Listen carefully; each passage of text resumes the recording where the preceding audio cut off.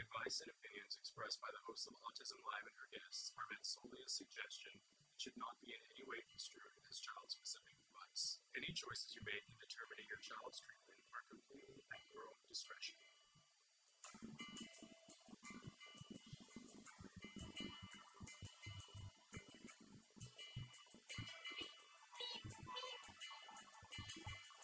Good morning and welcome to Autism Live. I'm Shannon Penrod and so happy to be here with you on this middle of March, wonderful moment.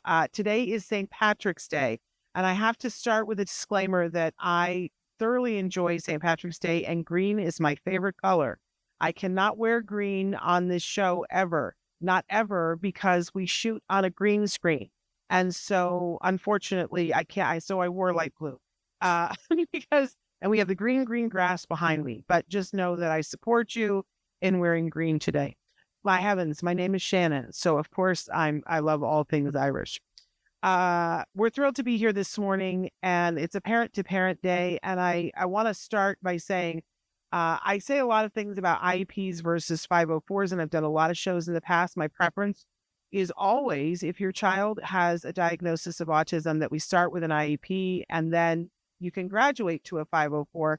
But there has been some squawking about the fact that the Americans with Disabilities Act needs to be protected right now, and that there is the potential that a move is coming to dismantle the Americans with Disabilities Act. And if that happens, the ability to have a 504 plan will go away. So in a minute, I'm going to go through the 10 things that a 504 plan can provide. We will juxtapose that with an IEP, and we'll get there. But we for sure don't want IEPs to go away, and we don't want 504 plans to go away. Could they use a little work? Yes, absolutely. Nothing is perfect, right? But going away is not the ticket, right? So let's start here by welcoming all of you. The chat is open. We are live right now. It is Monday, March 17th. It is 2025. And we're excited to be here. We got a lot going on. And a lot going on this week. But right now, you can talk to me through all the different ways that we're live. We're live on Facebook, YouTube, and Twitter. You can check us out on any of those sites. We know that most of you listen to us later in podcasts. That's wonderful too. Our podcasts are available wherever you download free podcasts. So please check that out. I want you to know it is free, but you will get advertisements. And I hope that you will embrace those advertisers because they are what makes it free. If that is really more than what you can handle and you're like, Shannon, I'd really like to have it ad free, you absolutely can do that by going to glow.fm/autism-live. You will see that when you do that, it is a $5 a month fee, and you get all of the shows that we do at the Autism Network, including Autism Live and Ask Dr. Doreen and everything else. Anytime we do a new show, it will automatically show up in your inbox and it will be ad-free. I have to tell you that especially for the month of April, it's a very worthwhile thing to do, because if you miss a show, you're going to be like, I missed a show. Where do I find it? And we're debuting a lot of shows. I was just going to say a number, but I don't know what the number is. A lot of shows in the month of April, and they are amazing. So definitely check it out. We're putting out 5 new shows a week in April. And 2 a week are going to be in Spanish, thanks to the fabulous Chris Desmond. So there's a lot to check out. You will want to see that. A great time if you're going to subscribe on Glow. Great time to do that.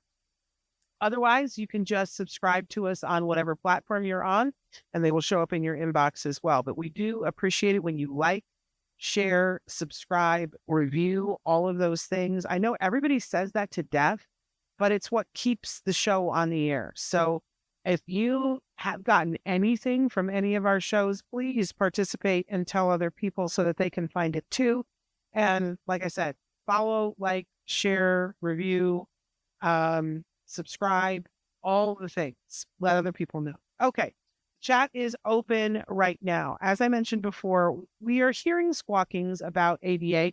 It wouldn't be the first time that legislation has started looking at ADA and whether this is something that is possible. I just want to say, personal note, that I was alive when ADA was enforced, and I had a mom who was physically in.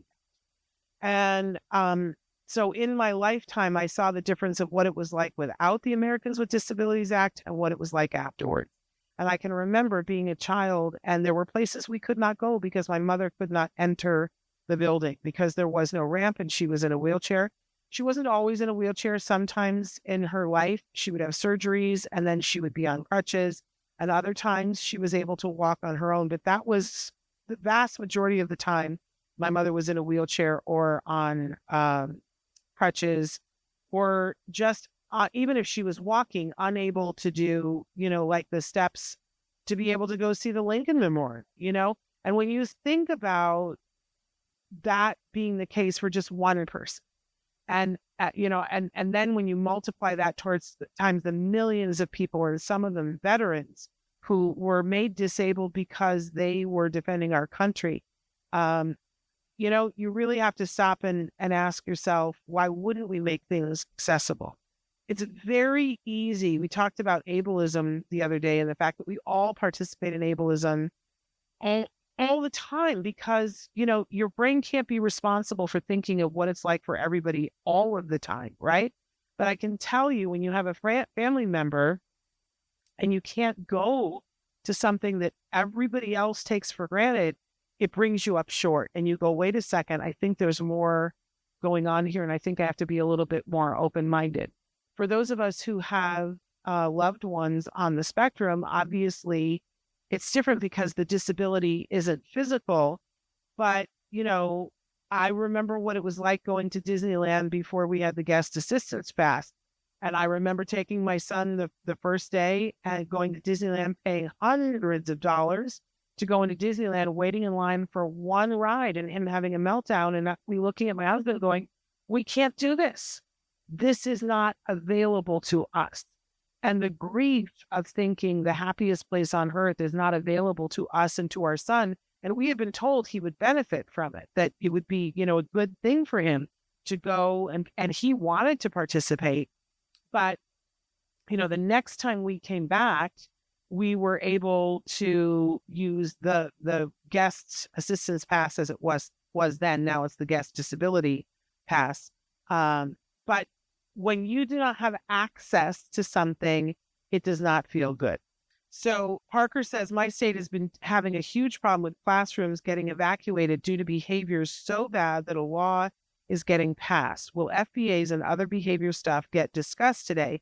We don't need kids getting evacuated from classrooms due to people's behavior. Well, Parker, I'm going to take a second to talk about this right now. Here's the thing. It makes a difference what's causing the behavior. Every single school-aged individual has a right to a free, appropriate public education, right? IDEA is the one that allows that. But also under the Americans with Disabilities Act, they have a right to access to those classrooms, right? So the question becomes, obviously, if you're having behavior that is so disruptive that you are preventing yourself and others from being able to access the curriculum, then you no longer have access to that room and they will move you to a more restricted room. But they cannot do that if there's a checklist, like if that individual is behaving that way because of their disability, then they cannot be removed from that classroom. The first question is, have we provided enough support? Now, I've been in some rooms with kiddos who were having such high behavioral issues that having two people with them with pads still resulted in somebody going to the hospital, right? So there are extreme levels of behavior. Now, we would not try, if somebody is having that kind of behavior, we have to keep them safe and we have to keep the others around them safe. But the first question is, have we had enough level of support for them to be successful? And if the behavior is happening because of their disability, that is the law. That is what the law says. Now, I don't know what law they're passing. Are they passing a law to circumvent that? He says, I'll send you the info on the new law. I'd love in an email in the next few days. This needs to be discussed. I would really love to read that. Hi, Rodney. So thrilled that you're here. Okay. So before we talk about the 10 things, let's talk about what your personal beliefs are in terms of the next slide. So this is where we really get to the heart of it. That you see the 3 little boys and they are trying to watch a baseball game. And we always talk about equality, that equality is something, that we all want, right? But the truth is equality means that everybody gets the same. And that's not really, as much as we talk about it especially in the United States, that's not really what it's about, right? But because if you see, then all 3 of those children are given a box to stand on, but the one little boy still can't see. And the first little boy didn't need the box to be able to see, right? If we talk about equity is making sure that everybody has a free, the same opportunity, which means that some people will need more. This is a real battle right now because our country is divided about whether this is fair. We have people who are saying, but why should my tax dollars give something to somebody else and not give it to me? Because that person doesn't have the same opportunity as you. And then, now people are starting to talk about justice. I'm not sure that I agree with that picture. Because if the only way that I can see it is through a fence, my view is different than the other 2 boys. I am a person who believes in equity. You get to believe in which one of these things you think is right. I'm not going to tell you, but equity is what I think, having been raised by a parent who had different abilities and raising a young person who has different abilities, I'm about equity. But that is not everyone, and we need to accept that, right? But ADA is about equity. ADA, which is the Americans with Disability Act, is about making sure that people have what they need to succeed. And it isn't just about education. They're the entity that does the ramps because my mother couldn't go. I, as a child, did not get to go. We were going through DC. My mother could not go to the Lincoln Memorial because she couldn't have access, which meant I, as a child, did not get to go. I don't think that's right. I like the ramps. I think that every time I see a ramp, I'm like, this is wonderful. We were at my son's campus the other day because it was Grad Fest. I'll talk about that later. But my son said, hey, do you want to go to the library? They have a 3D printing lab there. And he said, I have a new print. Do you want to come and see it because you're on campus? I said, yes, I want to see the lab. But we went to go in the library and I said, where are the ramps? I think the ramps, I know it's a college campus and it's a state campus. So I know there's got to be ramps around the back, but there weren't any visible ramps. And I was like, what? Where are the ramps? I'm always looking for the ramps, right? Parker says, without ADA, I wouldn't even be able to go see the movies without being watched like a hawk due to behaviors. Parker, sending you a hug. So it is about access. But if people feel like somebody is getting something that I didn't get, and it isn't even something you need, I remember in the 80s when the economy was really bad and they were giving out cheese. It was a farm subsidy because the farmers were hit really hard. They couldn't sell their product. There were people who were out of jobs, and there were no bread lines or soup lines, but they would pay truckers to go to a parking lot for somewhere and hand out cheese. And it was amazing to me because they didn't ask anybody anything, but people who had jobs and didn't need the cheese would get in line for the cheese and say, well, they're handing it out. Why wouldn't I get something that they're handing out? I have as much right to the cheese as the next person. And I remember going, you don't get it. You don't get it. If you don't need the cheese, why are you in line for the cheese? But some people, they're like, they're handing it out. I got to be first in line. Okay. So let's talk about what does a 504 plan afford you? Because if it goes away, here's what you will lose. Again, there's IDEA, the Individuals with Disabilities Education Act. Yeah, Linda McMahon, that's what it stands for. So there's that. It's the law of the land, and it affords your child a free, appropriate public education in a least restrictive environment in which they can access the curriculum with support. Okay, then there's the Americans with Disabilities Act. And when you have a child on the spectrum, they can have a 504 plan.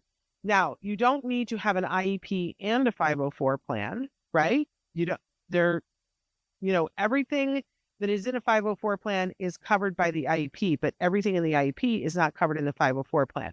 So if you have a child who is on the spectrum and if they are receiving treatment for that, I always tell families go for the IEP. It has more in it. But as your child gets, to the point where they can do more things, you may no longer need the IEP, and then you transition into the 504. And when your child goes to college, there's a different 504 plan that they use in college. My point is, we don't want to do away with the 504s, and we don't want to do away with the Americans with Disabilities Act. Okay, so I'm going to go through 10 things that it does really quickly, and then we'll go back through them to talk about them. So here is number 1, preferential seating.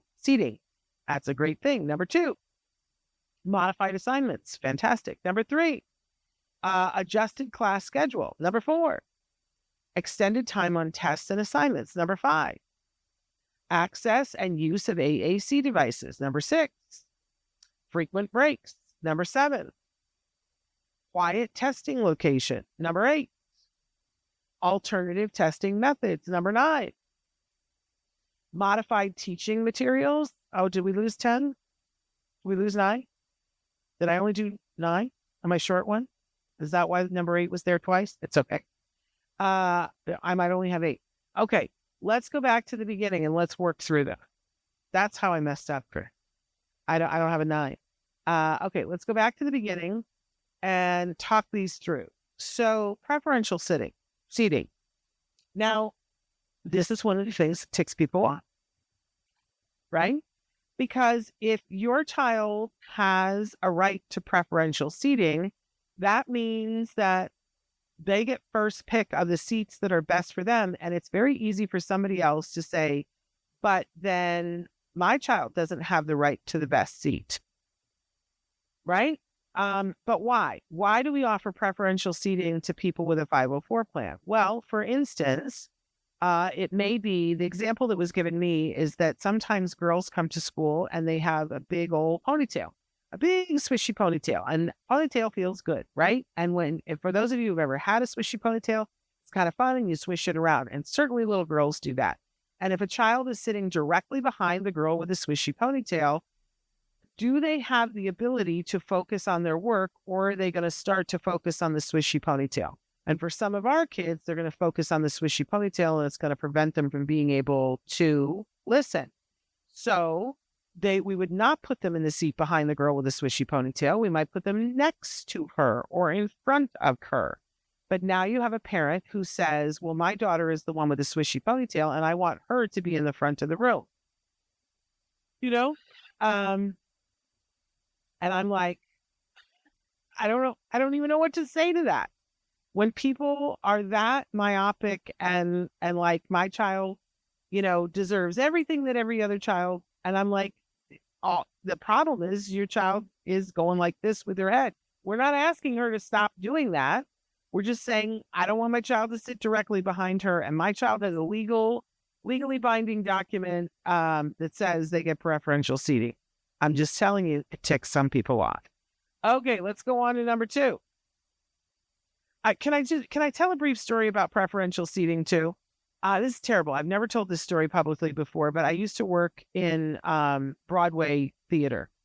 And there was a very famous star. I think I'm going to refrain from saying the name of the star, but you would know his name.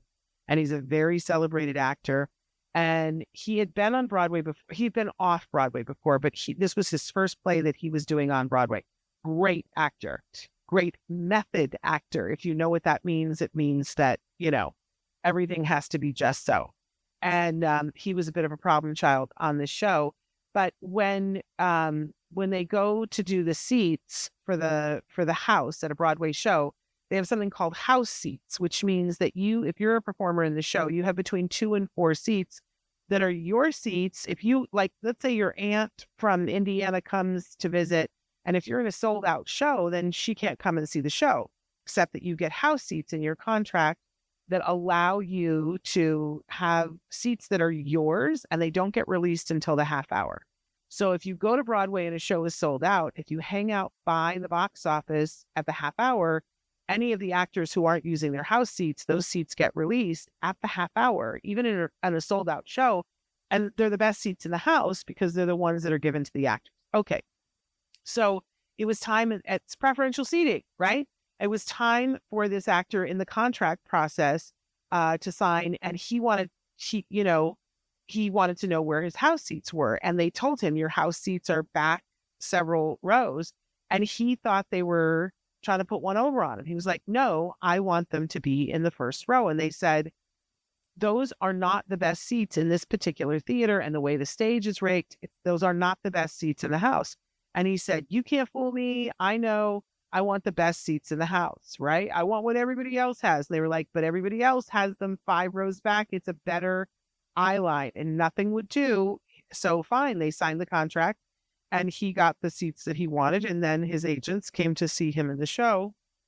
And afterwards, he said, how did you think of the show? And they were like, well, we didn't want to say anything, but the seats you got us were really terrible. All we could see was the top of your head. And he threw a tantrum the size of Montana. This whole thing about preferential seating, you gotta know what the context is, right? Parker says the cartoon cliche with a tall person in front of a person in a movie theater applies here. Funny, but all too real. It is absolutely.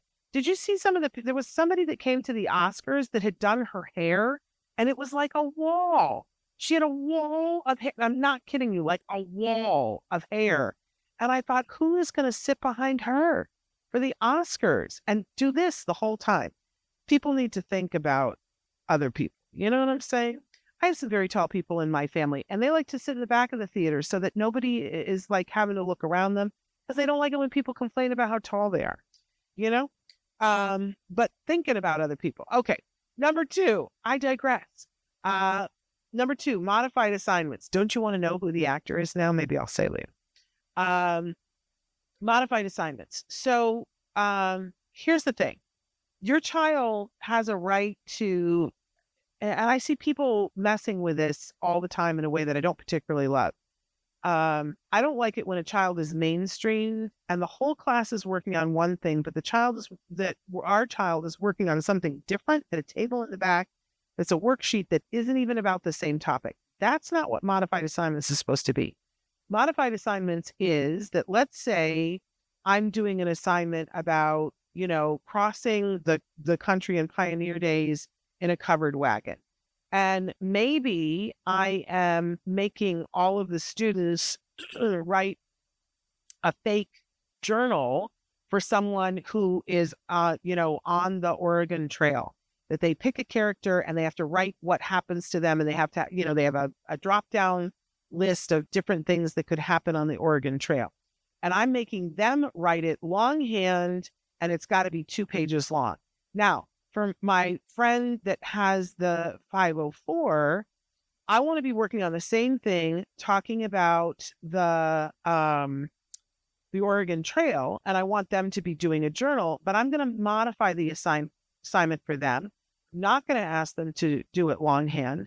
What I might do is cut strips of things that are already printed out and have them arrange it on the board together, so that they can make the journal too, but they've had some assistance. But it's the same assignment. They're just getting more support. I really don't like it. And I want to say to anybody who has a child who has modified assignments, if it is not the same topic and it's not getting to the same thing for them to learn, they're not doing it right. They're not doing it right. And a lot of people don't do it right. But modified assignments help. You think about it, the example that I gave, now all the children know about the Oregon Trail. Did I give more help and support to the student who had the 504? Yes. And, again, we get some parents who are like, well, why does my child have to work harder than this child? And it makes me dizzy. It literally raises my blood pressure. But I always want to say to parents, is that what you want for your child, is for everything to be easier? Do you want us to push your child so that by the time they get to Harvard, that they're capable of doing the work? Because that's really the question here. It really should be that every student is able to be pushed to the level. When I was teaching, my kids had different assignments according to what would motivate them, Okay. So modified assignments. Number 2, it's a very good thing if it's done right. Number 3, adjusted class schedule. So for instance, we have push-ins and pull-outs and things like that. And, we might need to take this child and allow them time to be in a quiet room to work on something because of sensory overload.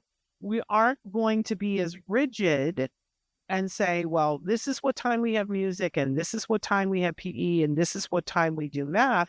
It may be that when everybody else is at PE, this child is doing something for OT. Do you know what I mean?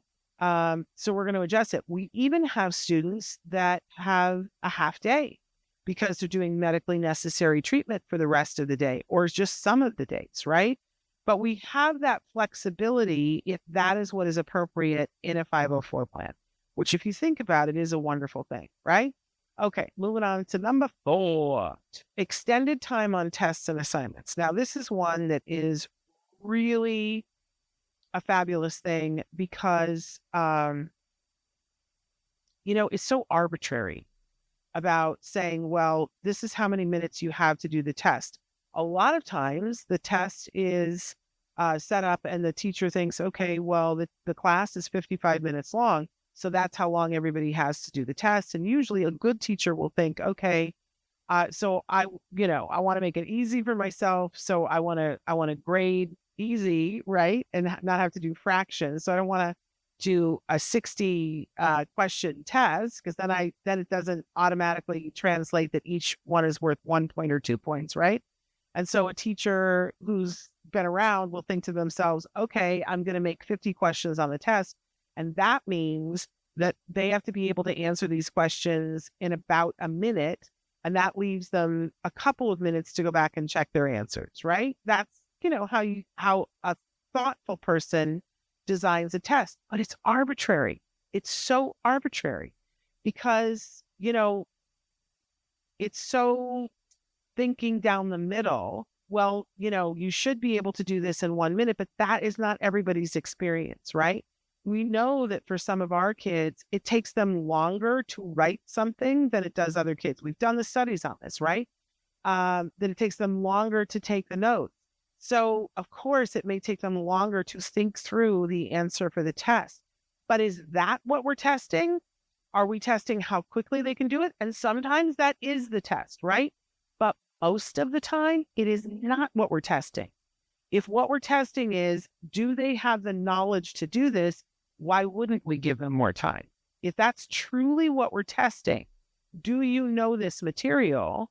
Then for our friends that need more time, it's of no cost to us, really, to give them more time to do it. But again, you get parents who are like, my child had to do it in 55 minutes. Why did your child get 2 full periods? My child had 2 full periods. Maybe they would have done better. To which I respond, you should go get a 504 plan. Well, like, if your child is struggling with doing it this fast, you should be having that conversation. But why are you saying that our kids aren't entitled to it? It's an upside down argument. Now, where this really comes into play, if your child is has a documented disability, you can apply for big tests like the AP tests, for the SATs, for the MCATs, for all of those. You can apply for more time. And this tears people's tick. They're like, the SATs? You're going to give somebody more time on the SATs? Yeah. And, I say people have to learn to deal with their feelings, but it's critical for our kids. It is a gatekeeper thing because if they had to get it done in that amount of time, it would not effectively test what they are capable of doing. And that is why this is there. Now, it also helps. I learned the hard way that everybody always says, oh, grades don't matter. Grades, whenever you go to talk to a teacher because your child's grade is low, they'll always, it's really not about the grade. I really hate it when teachers say that because when your child goes to apply for a program afterwards, it's 100% about the grade. It's 100% about the grade. The amount of funding that your child gets to go to college is affected by their grades. The grades do matter. Don't let teachers tell you that they don't matter, right? And your grade, part of your grade is tests and part of it is assignments. And sometimes our kids need more assignments. Now, I'll be honest with you, when Jem was little, we saw as the work got harder, sometimes he needed a little bit more time. And so we had a rule that, but not only that, we saw that sometimes he did the work, but he forgot to turn it in, right? So we had a rule that when he was little, second, third, fourth grade, that if he had an assignment that was not turned in, he had the whole semester to turn it in. Sometimes teachers are not as good as other teachers at putting grades and marking things. And we had a couple of teachers that just wasn't their forte. And so it wouldn't be until 2 weeks before the end of the semester that I would find out that there was work he didn't turn in. That was not okay with me. He was going to do all of the work. So I had a deal in his IEP that in the beginning that all work could be turned in at any point and no late charge for it. Later on, we wanted him to teach him about deadlines and that you got to make it. So we moved the goalpost on this over and over and over again. And for a while, it was that, he had 2 days from when it was due to turn it in. Then it was if he needed more time for an assignment, he had to request more time. In high school, this was the case. He had to request more time before it was due. So he couldn't just the day after go, oh, can I have some more time for that? That was too late. He had to request it beforehand. But my son is about to graduate and from college, and he never he doesn't have any of this now because we worked through this when it was appropriate and took it away when it wasn't. Parker says, I mean a coloring page about clown in the circus in history class for modified. I hate that. That's terrible. There's a thing called parking, where you put somebody in a classroom and you give them nonsense worksheets. That's called parking.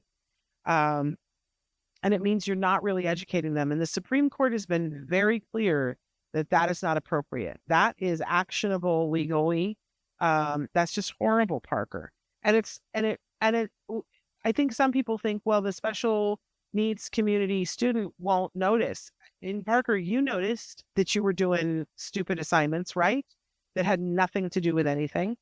Parker wants to know, how would the adjusted school schedule work in the middle high school world since certain subjects are required credits to graduate? Bio 1, Chem 1 are examples.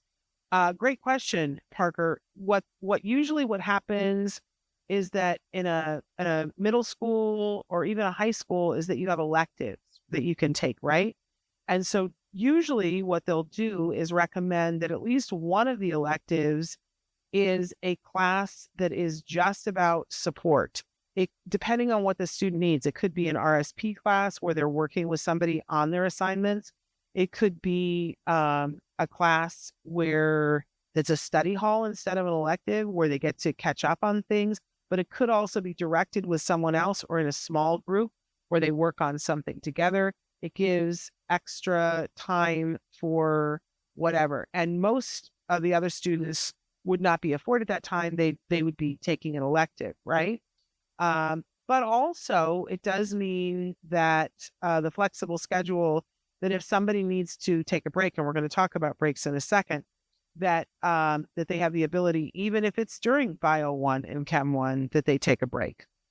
The clown thing never happened to me, but it happened to an acquaintance of mine. And I'm guessing, Parker, did that acquaintance realize that the work that by coloring a clown worksheet rather than what the rest of the class was working on, Did they realize that they were being discriminated against, and how did that make them feel?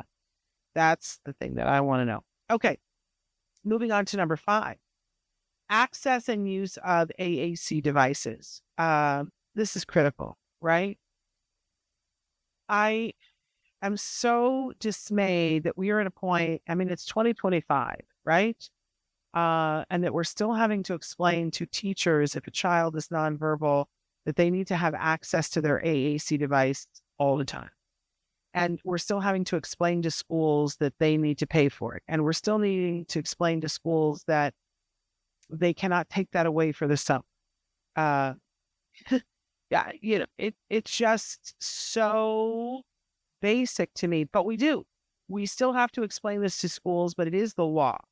It is the law. They have to be able to provide it, and they need to be able to have it 24/7, and the school can't take it away in the summer. And the school can't say, well, we're going to put that down while we go do this science experiment. You're asking that person to put their voice away. You would never say to a child, we're going to go do the science experiment, and I'm going to ask you to put your wheelchair away. You wouldn't do that because you would know that that was inappropriate and discriminatory. But for some reason, we have not made that leap with nonverbal and AAC devices, but it is the law of the land that they have access to it, and that they are provided with, if they don't already have AAC devices, and that they're allowed to have access to that 100% of the time. It kind of makes my blood boil, because I do think about, where would my mother have been if they just, if they'd said, no, you can't have a wheelchair, and you can only have it during the school year, and you can't have it when we're doing this. It's fighting words. Okay, let's move on to number 6, frequent breaks. Yeah. Again, I'm always thinking about the things that I've heard, the negative things. People go, well, my child doesn't get a break. The truth is, your child could get a break if your child needed a break and you fought for it and worked for them to have a break. Don't come to me with that. Like, I don't know what your business is, and you shouldn't care what my business is and what my child and what we fought for in our child's 504 and IEPs. If you can fight for frequent breaks for your child upon request, right? Or schedule, whatever is best for your child. Don't listen to the people who didn't bother to find that out. I have no time for them. Okay, let's go on to number 7. Quiet testing locations. Now, this one is a little bit of a hard thing for me, because your child is absolutely entitled to, whenever there's a test of any kind, state testing, federal testing, just regular math test on a Tuesday. If your child does better in a quiet testing location, you have the right to it. Here's my thing. Our kids are sensory beings, and if they've learned it in one environment, taking them out of that environment to another environment to test them isn't always what's best for our kids. I want you to know that it is allowed, but pardon me, now I'm going to have the hiccups. It isn't always what's best. I always, on my son's IEP, would say, don't do this. Don't move him. He's used to being in one desk. He's used to the things that are around him. He's used to the noise that it's around him. Don't take him and put him in a quiet place where now it's got a clock that goes tick, tick, tick, and he's going to focus on that. Don't do that to him. And because it is such a norm in 504 plans and IEPs, you know how many times somebody would come to the door and say, you need to come with me. They wouldn't tell him why, because they're not allowed to. It's HIPAA. And they would take him to a room where he would think he was in trouble. They would put the test in front of him, and he would go, no, if this is a test, I'm supposed to be in the other room. And they would go, just take the test. And then I would have to go to school and say, who did this? Have you read his IP? Or did you just assume? You just assumed. That's not what he does. You violated his rights by doing that. You actually made it harder for him to take this test. And then they would be like, well, but everybody else, I don't care. That's why it's called an individualized education plan, right? But decide for yourself, decide for your child what is best. Parker says they tried putting me in the regular classroom during state testing twice. They learned that wasn't appropriate quick when they saw my standard test scores. Yeah, I mean, it really is individual. And some kiddos are going to do better in the quiet testing location, and some kiddos are going to do better in the environment in which they learn the stuff.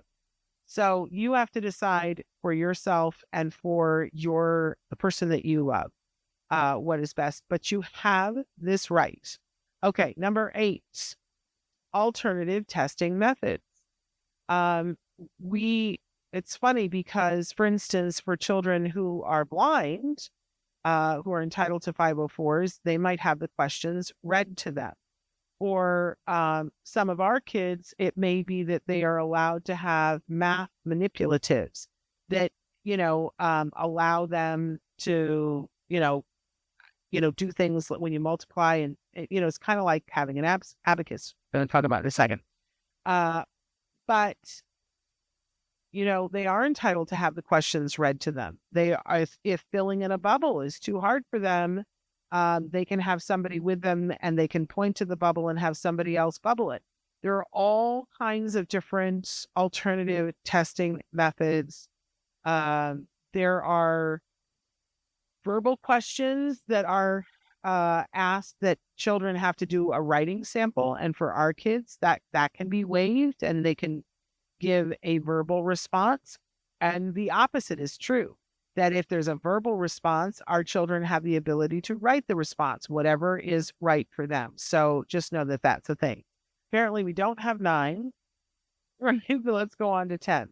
Modified teaching materials. This is a very interesting thing, and especially in early grades, the manipulatives for math are really important because it gives a visual example of something. So when you are putting 4 plus 7 on the board, that's a concept of 4 and a concept of 7 and a concept of 11, right? And our kids sometimes can't make that leap because everything of picturing things isn't quite there yet. They don't have the fact that the 4 is a symbol for 1, 2, 3, 4 things. So pairing that with 4 of something solidifies it for them and helps them. Eventually, they will get to the point where they will understand that 4 is a symbol, right? But in the beginning, it's really critical that we give kids, they call them manipulatives, things that they can move and move around and use to help them to learn whatever the thing is. I love watching a good teacher teach fractions with pizzas. Come on now. You can teach fractions all day long, right? And you can teach it on the board and some of the kids will get it. But even the kiddos that aren't having any learning disabilities are going to struggle a little bit, right? And I remember when I was taught fractions, the teacher had marbles in little, no, that was multiplication, had marbles in little Dixie cups. But there's a video of a teacher, an award-winning teacher, teaching fractions with real pizza. So, the kids do all the things and then she slices and gives out the pizza. Now, how much pizza do we have left? I'm telling you, solidify that in all their minds. Parker says, in my state, tests are all on the computer. So this is a huge issue currently. SPED and general ed are both on computer. However, with modified teaching methods, now I will say, Parker, for a lot of our kids, it's easier for them to take a test on a computer. For some kids that like our kids, a lot of them, I'm making generalizations here, have more computer skills, but it isn't everybody. And that is why it can be individualized, that they can give a paper test to a student who isn't able to do it on a computer. With the 504, that makes it possible, right? It also makes it possible for their computer to be in another space. It doesn't have to be where the computer lab is, right? It makes it hard on the school. Schools don't like to do it, but it's the law. It's why we have 504 plans. So let's just pause for a minute and think about the value of all of these things. It allows people who otherwise may not have been successful to have the opportunity.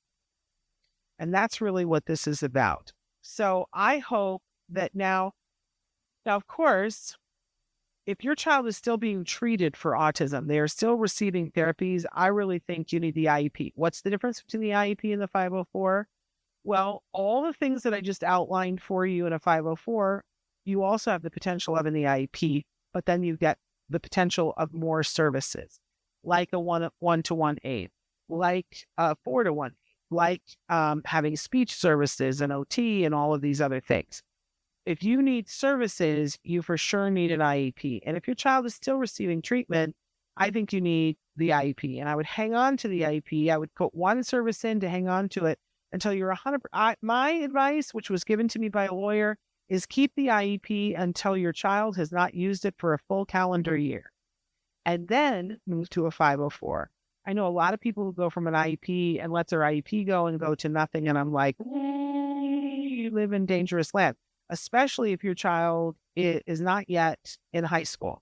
Once your child is in high school, the next transition that they're going to make is either to life or to college. And your IEP and your 504 really, truly are not going to be that helpful. You're going to have to start over. If your child needs a 504 in college, people used to tell me, oh, it'll transfer. I think, the new people will look at the old 504, but it doesn't transfer. You have to go through a whole other process to get the 504 in college. This is what I'm told. We didn't have to do that. But I feel very strongly that for this and so many other reasons, we should not let the Americans with Disabilities Act go. Has it been expensive for people? Yes. Let me tell you a quick story. There are exceptions. There are buildings that have historical significance that they lobby and say, we don't want to be held to the ADA standards because we don't want to put in a ramp, but we can't afford to put in an elevator. So a few years ago, when I was doing my one-woman show, The Autism Monologues, we had the opportunity to tour the show up in the Pacific Northwest, like Seattle and Portland and places like that. And I don't remember off the top of my head what city we were in, but we had arranged for theaters before we went up there. And, we were having to pick theaters online. And there was this one theater that was this old theater that really, I was so excited to see it. I love an old theater. It was like an old vaudeville house, right? So fun, the history of it. But we get there, it didn't occur to me to ask, is it ADA compliant? Because my assumption is that everything is, and I forget that people apply for and are granted exemptions. And this particular theater, we'd already paid and we couldn't get out of the contract. It wasn't ADA compliant. And we had a young woman who wanted to come see the show who was in a wheelchair. She couldn't. And this is a grown woman. And we said, you never have anybody in a wheelchair? Come on, there's got to be. And they said, oh, if people want to carry her, it was like 5 flights of stairs. And I remember going to her and saying, here is all we have. And she was like, that would be so humiliating for me. It would take 2 to 3 men to carry me up and they'll be grunting. And I can't do that. And I was so heart sick about that, especially because of my upbringing. And I said, I'll do the show for you, anywhere. I'll do it in your living room. I will. And she was like, no. And she was a little bit miffed with me that I was going to go on with the performance. And I think back on it and I wish, wasn't my money and we had spent it already on the theater. But it still feels bad. This is why we have ramps. This is why it's important. And yeah. Does it cost money? Yes. But if you're okay with saying, I'm okay with a whole bunch of people not being able to do that, I don't know what I have for you. And I know I'm preaching to the choir here because I know you guys aren't okay with that because your children are already missing out on a whole bunch of things for various and sundry reasons, right? We're not about having people not participate. That's not what our community is.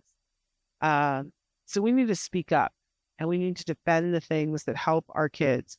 And I will tell you that there's a lot of squawk right now because in Project 2025, it does outline disbanding of the Americans with Disabilities Act, um, because the rationale is that it feels that it discriminates against businesses because if you have to spend the money to be ADA compliant, it's out of your budget, right? Um, and there are several steps outlined in Project 2025 to get to the point where you do away with the Americans Disability Act. And we're already on like step 2, where the government is already saying that we're not in support. Well, not we, they are not in support of the diversity, equity, and inclusion, which I hope everybody realizes means that our kids getting jobs is going to be that much harder, and our kids being included is just going to be that much harder. And it is part of the steps before ADA gets called into question. So I hope you'll defend it. I hope you will with all your hearts, and that you'll know what it is that you're defending. Because even though I encourage you to start with the IEP, at some point your child may very well need the 504, but I guarantee you they will need something in the Americans with Disabilities Act in their lifetime. It's probably a lot of things. Now, I promised I was going to talk a little bit about Grad Fest, so I'm going to cry. Last week, at my son's college, every year they have this thing called Grad Fest, and it's the 2 days when parents come to town, and everybody heads over to the campus bookstore, and they have all of the things for graduation there so that you can buy everything ahead of time, because it's almost exactly 2 months to the date before graduation. And, I think a lot of parents are like me. I don't want surprises the week of graduation. I want to know what's going on and I want to get everything. So I had by accident visited the bookstore last year during Grad Fest, and my son was a junior, and I was like, oh, I'm coming back when he's a senior, and we were excited. And oh my gosh, there was a million gazillion people. I don't like to be in huge crowds and be pressed up against people. And it was so that didn't matter. It was important for my husband and I to be there with our son. He got fitted for his cap and gown. He got to take some pictures in his cap and gown. We ordered all the accoutrement that he needed for the thing, including he gets a sash, and he's got cords, and it's a whole big thing. We ordered and got to purchase the diploma frame, and it was a very big deal. At one point, when he was taking his graduation pictures, and we had to watch from afar, because they had him lined up, it's like a puppy mill, and they were just getting the pictures taken, and they had all these signs that they could hold up. And at one point, he held up the "Thanks, Mom" sign, and then he turned it over, and it was "Thanks, Dad." And I can't wait to see these pictures. And I got emotional. I got really emotional. And I started to cry, and my husband was like, oh, I knew it was going to happen, Then I got it together. And my son came over. He's like, you're okay? I said, yes. So we went, and there were all these stations. You had to go from one station to the next. So we went to the next station where you had to order all the stuff. And let me tell you, it was expensive. It didn't matter. And we're pressed in against people, and we're ordering, and you really can only have one person at the console ordering. So I was standing a little ways away, and I'm paying, but there's some things where he has to make the decision, and he's like, are you okay if I get this? It's going to cost this much. And I'm like, yes. And I stepped away for a second. It was just too many people. I was just overheated, and they had a display of the announcements, and they had some extra stuff. And I said, what's this thing? And it was, it's a letter. It's a certificate, excuse me, that you can give to people. And basically the language is, I couldn't have done this without. And the graduate gives it to people that are important. Well, I can tell you, obviously, he's giving one to Dr. Grampiche. Don't tell her. But when I thought about how many people it took for my son to be there, I just started to sob. And I mean, I didn't just sob. I like cried, and it was crocodile tears. They were coming straight out. And I walked away. The woman was in mid-sentence, and I said, I can't. And I walked away. I walked over to my husband, and he just like put my head on his chest. And then I started to just like literally wail. It was like wild animal noises were coming out of me and I just couldn't stop crying. And of course, now people are looking, going, what's her problem? And in that moment, I realized, yeah, because they don't know. They don't know everything that we had to do to get to the point where he is at. There's very few people in the world that know, but I know you guys know. And so I wanted to share with you this amazing moment that I wrote a letter to the folks at some of the folks at Card that night. And I said, this was so amazing. And this is an amazing event for everybody. Not everybody gets this in life, where your son is or daughter or child is graduating from college. That's not everybody's path, right? But especially for a parent whose child was diagnosed with autism and they told me, that's just not even going to be possible, right? That we are there with this impossible moment. And I realized we're also there in this impossible moment without an asterisk, that he has had nothing extra for this entire journey for college. Nothing. He's done it by everybody else's rules. There is absolutely no asterisk for it. And I didn't know that was possible. I didn't know at all. But there we are. So I wanted to share that with you because I know it's not everybody's story, but I want you to know it can happen. But it took a lot of people. I mean, first and foremost, my son worked harder than anybody I've ever met. And my husband and I worked hard, and it was hard, and it just about leveled us. And there were lots of things financially that we didn't get to do. We don't own a house, and I don't know that we ever will. I'll be honest with you. But if somebody said you could have a house or you could have your son be able to have the rest of his life, I know what I would have picked. I would have picked exactly what I did pick, right? But it wasn't just us. And I need to always say that. People are like, oh, well, but you're the ones. No. He worked hard, we worked hard, but we also had a team of people who believed in us and believed in him.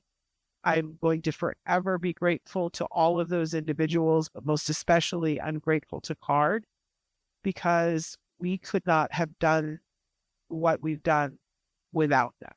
So I just wanted to say that. I hope that you find your Card in life and that you are able to have a team of people. I love at the old Card corporate headquarters, they have, when you got off the elevator in the lobby, it said on the wall, it said, welcome to a community of people who have decided that easy will no longer suffice.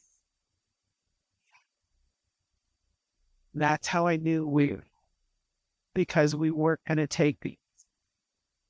Years ago, we went on a retreat, and one of the first behavioral therapist, technician, whatever you want to call them, that came to our door, who really was our autism whisperer, Peter Farrick. He's the one that does the voiceover in our opening.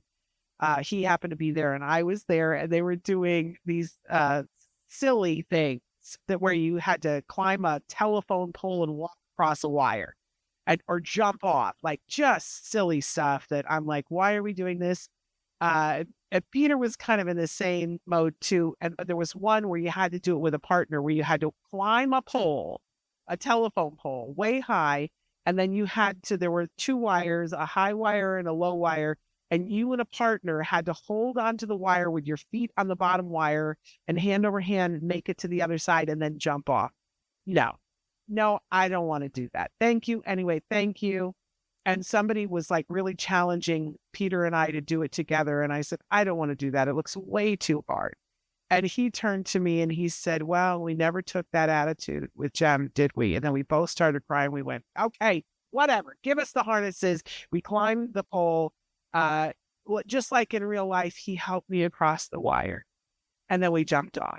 And it was a metaphor for everything that we had done. Huge. I'm going to be forever grateful.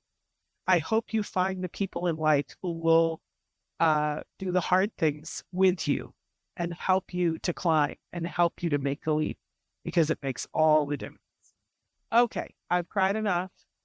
We have amazing shows for you. Let me just tell you, we're here tomorrow with Dr. Grant Pichet, and that's wonderful. I can't even tell you because it's a surprise. Afterwards, we're filming a huge show that I think you're going to want to watch that will debut in April. Now, on Wednesday, so often on this show, I've talked about a dear friend of mine that is a good college friend, and she was my roommate for a while. Just a light on this planet. Her name is Kelly Walt. And I've never said that before, but she is also the mom of a spectacular young man on the spectrum. But Kelly's son was diagnosed in a different decade than my son. She had a different path than I had. And we've had many tears over our different paths. And we've always talked about her coming on the show. She's scheduled to come on Wednesday. And I'm just going to tell you, it will be a laugh riot because Kelly and I always laugh, but we always have some tears too. So I think it'll be a really incredible show. I also want you to know that we'll be talking about the Sunrise program on that show. We don't talk about it very much on this show, but that is the treatment that she sought with her son. So we're going to ask her for firsthand information about what that was like, what she liked, and maybe what she didn't like. So we'll be talking about the Sunrise program, and that's not something we talk about a lot here. So it's a show that you should definitely tune into. And then, more incredible stuff coming up next week. So I'll keep you posted on that. But don't miss Ask Dr. Green tomorrow. Until then, give your kiddos a hug from me and one for you too. Bye-bye for today.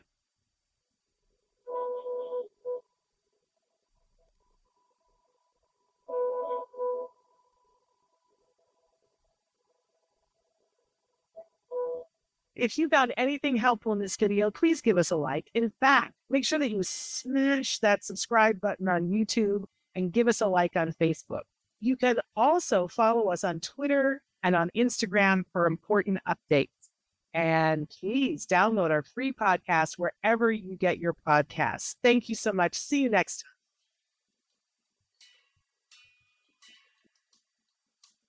time.